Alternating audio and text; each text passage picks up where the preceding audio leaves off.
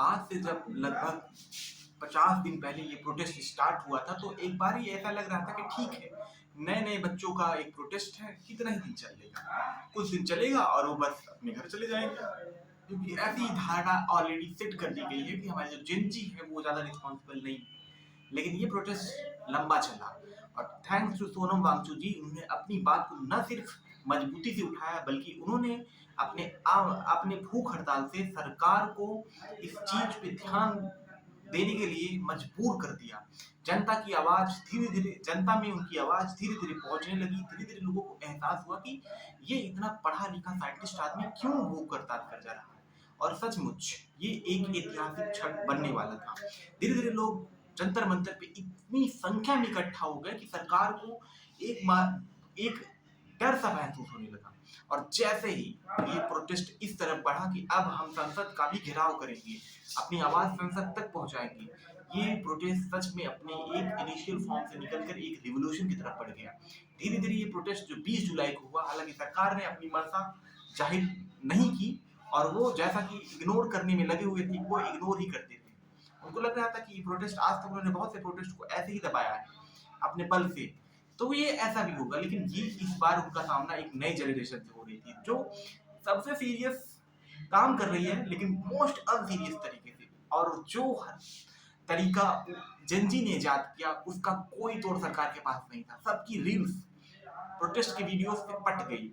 और ना कि वो बहुत दुखदाई होकर प्रोटेस्ट कर रहे थे, उनका प्रोटेस्ट करने का तरीका इतना फनी था, इतना इतना अपीलिंग था कि हर कोई एक फोमो क्रिएट कर ले रहा था उनकी वीडियोस देख के। ऐसा लग रहा था कि भाई मुझे तो जाना है। और धीरे धीरे भीड़ बढ़ती ही गई और इवेंचुअली कितनी लाठियां चला ली गवर्नमेंट ने, निर्दोष बच्चों पे, इनोसेंट बच्चों पे लाठियां चलाई इन्होंने। और बाद में ये चीज किसने सोचा था कि वो मोदी जी जो 15 साल तक कभी इतनी प्रेशर बनने के बाद कभी भी प्रेस कॉन्फ्रेंस के लिए नहीं आए थे, फाइनली उन्हें इंस्टाग्राम पे आना ही पड़ा। और फिर वही कि वो दोस्त बने, हेलो फ्रेंड्स करके। और फाइनली अब उनकी वीडियोस आती हैं और हिपोक्रेसी तो कभी आप उम्मीद ही नहीं कर सकते कि खत्म होगी बीजेपी से। वो लोग एक साइड तो कह रहे हैं कि हमारी जनरेशन ने गालियां गंदी गंदी दी और इससे बचना चाहिए। हाँ, सही बात है, गालियों का समर्थन तो मैं भी नहीं करता। लेकिन आप ये बात अपने खुद के लोगों को समझाइए। जो राइट लेफ्ट विंग के जितने भी क्रिएटर होंगे, लेफ्ट विंग या मिड में रहने वाले जितने भी क्रिएटर्स होंगे, उनके कमेंट सेक्शन में गालियां से भर दिया है इन लोगों ने। और खुद मोदी जी बोलते हैं, जर्सी गाय बोलते हैं सोनिया गांधी को, करोड़ की गर्लफ्रेंड बोलते हैं, और ऐसे पता नहीं कितने एग्जांपल्स एग्जिस्ट करते हैं इसी इंटरनेट पे। क्योंकि आज से पहले जो मिलेनियल की जनरेशन थी, वो इन सब बातों को इग्नोर करती थी, लेकिन ये अब जेन जी है, वो पता नहीं कहाँ कहाँ से खोद के इनकी वीडियोस को निकाल रहे हैं कि देखो, हमें तो सिखा रहे हो आप, बहुत ही अच्छी बात है, लेकिन खुद सीख जाओ। मोदी जी, आप उम्मीद करते हैं कि चलिए आप देर से आए, दुरुस्त आए, तो आप एक काम करिए, जो आपके साथी हैं, आपके जो नेता हैं, उनको भी ये बात समझाइए कि अच्छी बात नहीं होती है गालियां देना।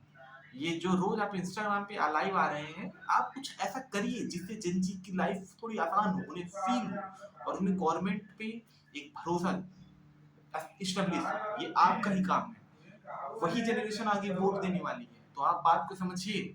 अब वो जनरेशन बीत गई जो न्यूज चैनल देखता था, जिसपे आपका कंट्रोल था। अब ये जनरेशन सिर्फ और सिर्फ इंटरनेट देखती है और इंटरनेट पे आपका कंट्रोल कभी नहीं है। सच यहाँ पे बाहर आ ही जाता है। और मैं दूसरी बात एक मीडिया वालों के लिए भी कहना चाहूंगा कि आप सुधर जाओ।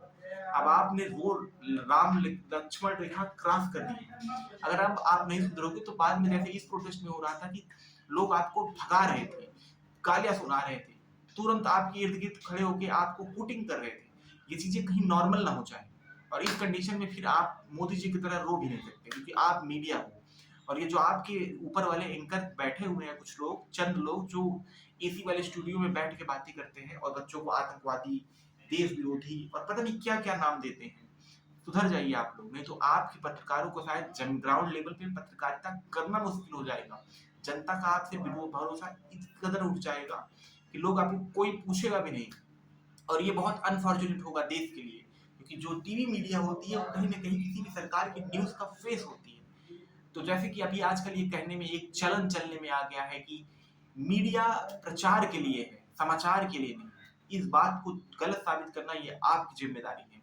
आपको जनता की आवाज बनना है। आप डेमोक्रेसी के चौथे स्तंभ कहे जाते हो। जैसा कि रवि गुप्ता कहते हैं, लुचलुचुआ स्तंभ मत बनिए आप। अपनी बातों को आप उस तरीके से रहिए, जनता की और सरकार के बीच में संवाद का एक केंद्र बनिए, न कि सिर्फ आप गवर्नमेंट की गुण गाने के लिए, महिमा गाने के लिए अपने आप को रख दिए।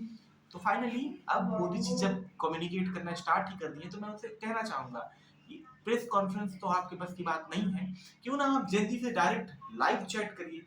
यहाँ पे आप चीजें कंट्रोल तो कर सकते हैं, लेकिन फिर भी आपको शायद कुछ चीजें जानने को मिले। जनता आपको बारे में कैसा सोचती है, जेनजी आज का जो नया वर्ग है आपके बारे में कैसे सोचता है, ये बात आपको जाननी चाहिए। और डेवलपमेंट की तरफ एक कदम बढ़ाइए। ये फालतू की चीजें, ये फालतू तरीके से कंट्रोल की भावना रखना, हिटलर जैसी मानसिकता रखना, इन सब चीजों को बंद करिए। इन सब चीजों से आप कुछ क्षण के लिए हो सकता है सत्ता में और बने रह सकते हैं, लेकिन आप सोचिए आज से 10 से 15 साल बाद ये जिनजी आपको गालियां देंगी, उस समय आपको डिफेंड करने वाला कोई नहीं होगा। हिस्ट्री आपको कभी माफ नहीं करेगी। हाँ, आप जैसे अभी यही है, अब बोलना तो नहीं चाहिए, लेकिन वही बात है, अब बोले तो कैसे ना बोले। क्या आपने सोचा था इस बारे में, कुछ भी किसी का ओपिनियन लिया था? E20 कहिए नितिन गडकरी जी को, वो भी ऑनलाइन आए, उन्हें भी समझ आए जनता चाहती है इस चीज को। अरे जनता क्यों पैसे एक्स्ट्रा खर्चा करेगी भाई, इस चीज को मैनेज करने की रिस्पॉन्सिबिलिटी आपकी है।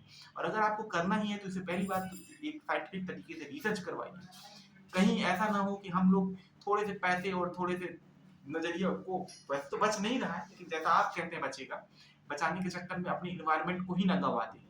हमें इस बात को समझने की बहुत ज्यादा आवश्यकता है। इस देश में जब हम अपनी कूटनीति के दम पे पेट्रोल ला सकते हैं, तो हमें क्यों अपने इन्वायरमेंट का, अपने युवाओं का जिंदगी को बर्बाद करना है। उम्मीद करते हैं ये हमारे जो पेट्रोल मिनिस्टर भी हैं इस बात को सुनेंगे और इन्हें समझ आएगा कि जनता बहुत परेशान है, उसे इस तरीके से परेशान मत करो कि वो बार बार सड़कों पे आने के लिए विवश हो जाए। और याद रखना इस बात को कि जेनजी का प्रोटेस्ट जो 20 जुलाई को आपने लाठीचार्ज किया और उसके बाद भी बंद खड़ा हुआ, तो ये मिलीनियंस को भी एक हिम्मत दे रहा है कि कोई बात नहीं, प्रोटेस्ट करने पे चीजें बदलती हैं। और याद रखना, अगर सिर्फ 50% जनता भी उठ खड़ी हुई और उसने अपनी आवाज उठाना शुरू कर दिया, तो आप कहाँ कहाँ बचोगे नितिन गडकरी जी। और यही बात हर मिनिस्ट्री और हर किसी पे लागू होती है। और ये बात राहुल गांधी पे भी लागू होती है, लेकिन बात यह है कि राहुल गांधी पे उंगलियां तब उठेंगी जब वो पावर में आएंगी, और अभी वो पावर में नहीं है। उसके बावजूद जो चीजें वो कर रहे हैं, जनता की आवाज सुन रहे हैं, जनता से बात कर रहे हैं, ये अपने आप में एक बहुत सराहनीय कदम है। तो जनता को ये बात बहुत अच्छे से एहसास करवा देने की भी जरूरत है कि देखो, विपक्ष भी हमारा चेहरा है, सत्ता पक्ष भी हमारा चेहरा है। आपको लोगों ने वोट दिया है, अच्छा नहीं दिया है, कोई बात नहीं, हम मान लेते हैं। अगर आप पावर में आए हो तो आपके पास एक मेजोरिटी है, क्योंकि अब अगर उन सब चीजों पे बात करने लग जाएंगे तो फिर देश के जो कानूनी संस्थाएं हैं उस पर उंगलियां जब उठने लग जाएंगी, जनता का विश्वास इस कदर टूट जाएगा, ये किसी भी देश के लिए बिल्कुल अच्छी बात नहीं होती है।